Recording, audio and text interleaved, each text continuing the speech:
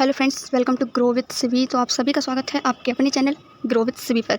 तो आज हमारी इंग्लिश पेडागोजी की 13 क्लास है। जो लोग इस सीरीज़ को वॉच कर रहे हैं उन्हें पता होगा। देखिए, इस सीरीज़ में हम क्या कर रहे हैं, तो इसमें हम कर रहे हैं 2022 से 23 में, यानी रिसेंटली जो आपका एग्जाम हुआ था उसमें जितने भी क्वेश्चंस आपके इंग्लिश पेडागोजी में पूछे गए थे वो क्वेश्चंस हम कर रहे हैं डेट वाइज। ठीक है, ये देखिए 13वीं क्लास है। इससे पहले आपकी 12 क्लासेस कंप्लीट हो चुकी हैं।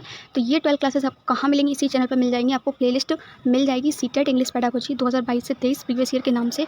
और जितनी भी इंग्लिश पेडागोजी की जो क्लासेस है ना, आपको सारी क्लासेस उसी प्लेलिस्ट में मिल जाएंगी, एक ही प्लेलिस्ट में। ठीक है, ऑलमोस्ट ये आपकी सीरीज़ कंप्लीट होने वाली है। देखिए 2022 से 23 यानी रिसेंटली जो एग्जाम हुआ है उसकी प्रीवियस ईयर करना आप सभी के लिए मस्ट है। ठीक है, तो चलिए क्वेश्चंस को स्टार्ट करते हैं। आज हम किस डेट पर देखने वाले हैं? आज हम देखने वाले हैं 28 दिसंबर 2022। 28 दिसंबर 2022 को जो भी क्वेश्चंस आपके इंग्लिश पेडागोजी में पूछे गए थे वो सारे क्वेश्चंस आज हम देखने वाले हैं। देखिए, इस चैनल को आप सभी के सपोर्ट की ज़रूरत है। प्लीज़ अगर आपको क्लास अच्छी लगती है तो लाइक ज़रूर किया कीजिए और शेयर भी किया कीजिए। अगर आप इस चैनल पर नए हैं तो चैनल को सब्सक्राइब कर सकते हैं। देखिए, मैंने बहुत सारी स्ट्रेटेजी चैनल पर अपलोड की हुई हैं जो मैंने खुद फॉलो की थी, जिनसे मेरा जो एग्ज़ाम था फर्स्ट अटेम्प्ट में क्लियर हुआ था। तो आपका भी क्लियर हो सकता है। ठीक है, बहुत सारी स्ट्रेटजी, बहुत सारी क्लासेस मैं आपको प्रोवाइड कर चुकी हूँ। और चाहे वो कोई भी सब्जेक्ट हो, like CTET maths paper 2, SSC paper 2, English pedagogy, Hindi pedagogy की क्लासेस कंटिन्यूसली हैं। ठीक है, तो और क्लासेस के लिए आप जो है प्लेलिस्ट चेक कर सकते हैं। तो चलिए आज के क्वेश्चंस को देख लेते हैं। आज का फर्स्ट क्वेश्चन है CALP यानी कि cognitive academic language proficiency deals with, यानी कि ये किसके साथ डील्स करती है वो आपको बताना है। तो इसका करेक्ट आंसर है option number 1, formal academic language, formal academic learning for content areas. Next question देख लेते हैं, क्वेश्चन नंबर 2। क्वेश्चन नंबर 2 क्या कह रहा है? In a communicative language classroom the teacher uses a less, यानी कि एक कम्युनिकेटिव लैंग्वेज क्लासरूम में टीचर का सबसे कम क्या यूज़ करती है वो आपको बताना है। तो देखिए, इसका करेक्ट आंसर है option number 1, teacher centred classroom management approach, यानी इस अप्रोच का यूज़ वो नहीं करती है। कौन सी अप्रोच यूज़ करती है? स्टूडेंट सेंटर और टेक्स्ट सेंटर और आपका असेसमेंट सेंटर। ठीक है, तो ऑप्शन नंबर 1 ही आपका यहाँ पर बिल्कुल सही हो जाएगा। नेक्स्ट क्वेश्चन देख लेते हैं, direct method uses which of the 2 components to teach a language, यानी कि डायरेक्ट मेथड का यूज़ जो है इनमें से कौन से 2 कंपोनेंट को टीच करने के लिए किया जाता है वो आपको बताना है। तो इसका भी करेक्ट आंसर आपका ऑप्शन नंबर 1 ही है, audio lingual method and audio visual method. Next question देख लेते हैं, question number 4। In Lata's class a conversation is taking place between 2 student, यानी कि लता की क्लास में कन्वर्सेशन चल रही है 2 स्टूडेंट के बीच, जिनका नाम है अजय एंड अभा। ठीक है, Sunil needs to take the conversation forward, what skill is Lata testing. और सुनील को क्या करना है? ये जो कन्वर्सेशन चल रही है इसको आगे बढ़ाना है। तो ये जो स्किल है लता कौन सी स्किल जो है टेस्ट कर रही है यहाँ पर, ये आपको बताना है। Only listening and speaking, listening and reading और ओनली स्पीकिंग। तो देखिए, आप खुद ही सोचिए, 2 स्टूडेंट आपस में बात कर रहे हैं, फिर जो सुनील है उसको क्या करना है? इस बात को आगे बढ़ाना है, इस कन्वर्सेशन को आगे बढ़ाना है। तो ऑब्वियसली वो लोग पहले आपस में बात कर रहे होंगे, उसके बाद सुनील उनको क्या कर रहा होगा? सुन रहा होगा। ठीक है, सुन के ही तो उसको फॉरवर्ड कर पाएगा, और सुनेगा ही नहीं तो उसको कैसे फॉरवर्ड करेगा फिर कन्वर्सेशन को। तो इसका जो ऑप्शन नंबर 2 है वो आपका बिल्कुल करेक्ट हो जाएगा। लिसनिंग एंड स्पीकिंग दोनों ही चीज़ यहाँ पर हो रही हैं। नेक्स्ट क्वेश्चन देख लेते हैं, क्वेश्चन नंबर आपका 5। Najma is calculating the difficulty level of the test questions in a language test, यानी कि नज़्म क्या कर रही है? कैलकुलेटिंग जो टेस्ट क्वेश्चंस हैं उनकी लैंग्वेज टेस्ट के जो टेस्ट क्वेश्चंस हैं उनका डिफिकल्टी लेवल जो है कैलकुलेट कर रही है। In one of the question she notice the difficulty level has a value of 30। What should Nazma do to the item? तो उसको क्या करना चाहिए? The item should be kept in the test, the item should be discarded from the test, यानी कि हटा देना चाहिए या फिर रखना चाहिए। This item is moderately difficult for the test और this item is a good question for the test. तो इसका जो करेक्ट आंसर है वो है आपका option number 2, the item should be discarded from the test, यानी कि जो आइटम है, जो क्वेश्चन है उसको क्या करना चाहिए? हटा देना चाहिए उसको टेस्ट में से। ठीक है, क्योंकि उसका डिफिकल्टी लेवल कितना है? 30 है। नेक्स्ट क्वेश्चन देख लेते हैं, क्वेश्चन नंबर आपका 6।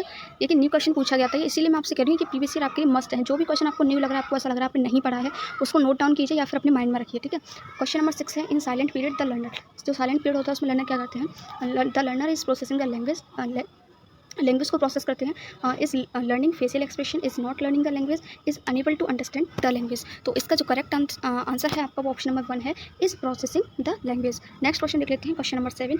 ELL students who are blank learners benefit from having information presented through visual mediums. तो ऑब्वियसली इसका करेक्ट आंसर क्या हो जाएगा? ऑप्शन नंबर 1, विजुअली मीडियम्स का कौन यूज़ करता है? कौन यूज़ करेगा? जो विजुअल होगा, है ना।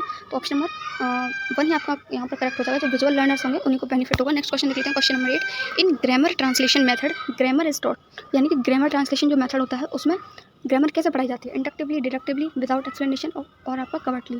तो देखिए ये मैं आपको बता दूँ 6 कंटेंट क्लासेस मैंने अपलोड की हुई हैं इसी चैनल पर, ठीक है। प्लेलिस्ट मिल जाएगी आपको इंग्लिश पेडागोजी कंटेंट क्लासेस के नाम से। ओनली 6 क्लासेस में मैंने पूरा कंटेंट कवर किया हुआ है इंग्लिश पेडागोजी का। तो देखिए डायरेक्ट वहीं से क्वेश्चन पूछा गया, मोस्टली क्वेश्चन अगर तो आप देखिए अगर कंटेंट क्लियर कर लेते हैं अपना, ठीक है, उसके बाद प्रीवियस ईयर लगा लेते हैं तो आप बहुत ही अच्छा स्कोर करेंगे, ठीक। तो यहाँ पर इसका जो फिलहाल करेक्ट आंसर है वो है आपका ऑप्शन नंबर 2, जो ग्रामर होती है वो डिडक्टिवली पढ़ाई जाती है, ना कि इंडक्टिवली। नेक्स्ट क्वेश्चन देखते हैं। यानी कि सबसे पहले देखिए ग्रामर में क्या होता है, इसमें ग्रामर ट्रांसलेशन में आपको रूल्स बताए जाते हैं, उसके बाद एग्जांपल दिए जाते हैं। इंडक्टिवली में क्या होता है, पहले एग्जांपल दिए जाते हैं फिर उसके बाद रूल्स। नेक्स्ट क्वेश्चन नंबर आपका 9, Harendra gives his students flash cards with different scenes, he speaks a statement and the student with that scene needs to raise their hand, what skill is Harendra testing. यानी कि हरेंद्र क्या करता है, different scene के क्या करता है, स्टूडेंट को फ्लैश कार्ड देता है, फिर वो क्या करता है, एक स्टेटमेंट बोलता है और फिर and the student with that scene needs to raise their hand. तो जब वो स्टेटमेंट बोलता है तो जो स्टूडेंट है उनको क्या करना है, अपना हैंड रेस करना है।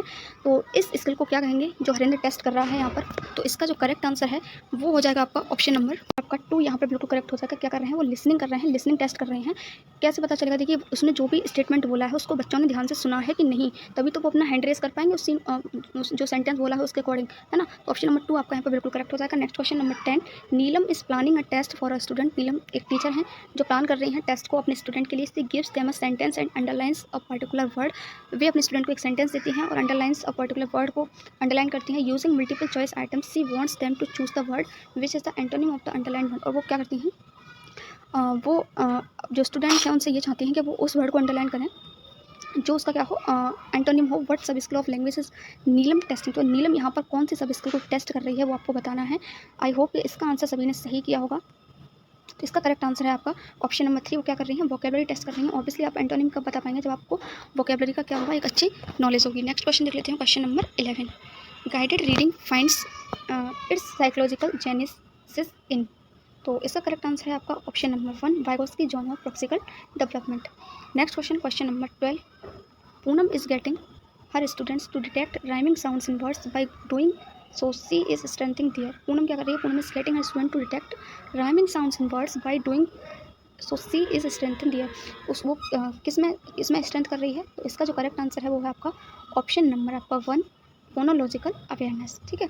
जब भी राइमिंग या साउंड्स की बात आ जाती है तो ऑब्वियसली इसका जो कनेक्शन है वो किससे होगा, आपका साउंड से होगा। फोनोलॉजिकल क्या है आपकी फोनिम पढ़ा होगा, साउंड की सबसे स्मॉलेस्ट यूनिट होती है। तो यहाँ से आप इसको जो है करेक्ट आंसर तक पहुँच सकते हैं। Next question number 13, Sudha wants to model fluent reading to her student, which reading strategy should she implement in her class. यानी कि वो चाहती है कि इसको जो स्टूडेंट्स हैं एकदम फ्लुएंट तरीके से बोलें, तो उसको कौन सी स्ट्रेटेजी यहाँ पर इंप्लीमेंट करनी चाहिए उसकी क्लास में, वो आपको बताना है। तो इसका जो फिलहाल करेक्ट आंसर हो जाएगा वो हो जाएगा ऑप्शन नंबर 4, रीड अलाउड। यानी कि अलाउड का मतलब है रीड, यानी जोर जोर से पढ़ना। नेक्स्ट क्वेश्चन देख लेते हैं, क्वेश्चन नंबर आपका 14, why is it necessary to teach students strategies for learning new vocabulary. यानी कि ये ज़रूरी क्यों है स्टूडेंट को पढ़ाना, क्या strategy for learning new vocabulary learn करने के लिए उनको स्ट्रेटजी बताना क्यों नेसेसरी है। So that students can acquire new vocabulary on their own, so that student can remember, देखिए रिमेंबर कट जाएगा, so that student can acquire a new language, so that student can become good learners. तो इसका correct answer हो जाएगा option number आपका 1, so that student can acquire new vocabulary on their own, ठीक है। Next question देख लेते हैं, क्वेश्चन नंबर 15 और आज का हमारा लास्ट क्वेश्चन है ये।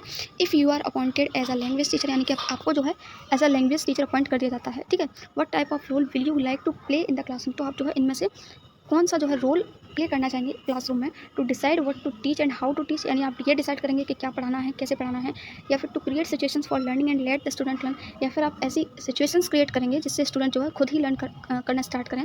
To reproduce the text before the learner, to act as a facilitator की तरह आप जो है एक्ट करेंगे। And provide cues wherever necessary, और जब भी स्टूडेंट्स को जरूरत पड़ेगी आपकी हेल्प की तो आप जो है उनको क्यूज दे पाएंगे। तो देखिए इसका जो करेक्ट आंसर है वो है आपका ऑप्शन नंबर 4, ए, बी और डी। यानी कि A option number A, option number B और डी, या तीनों ही आपके यहाँ पर बिल्कुल करेक्ट हो जाएंगे, ठीक है। नेक्स्ट सॉरी ये लास्ट क्वेश्चन था आपका। तो आज के सारे क्वेश्चंस कंप्लीट हो चुके हैं। आई होप फ्रेंड्स आपको क्लास अच्छी लगी होगी। क्लास अच्छी लगी हो तो प्लीज़ लाइक ज़रूर करना। आप लोग लाइक नहीं करते हो, मैंने स्टार्टिंग में भी कहा था। देखिए आप मेरी इससे पहले किसी भी क्लास को वॉच कर सकते हो। मैं ना तो आपको कभी सब्सक्राइब के लिए कहती हूँ, और मोस्टली देखिए आप मैं बीच में तो डिस्टर्ब होती नहीं हूँ ना, आप लोगों को डिस्टर्ब करना चाहती हूँ लाइक के लिए, शेयर के लिए, ठीक है। ये आप लोगों का काम है, आप खुद ही कर सकते हो ना, इसमें देखिए आपका कोई पैसा तो जाता नहीं है। तो मिलते हैं न्यू क्वेश्चन के साथ। Till then have a nice day.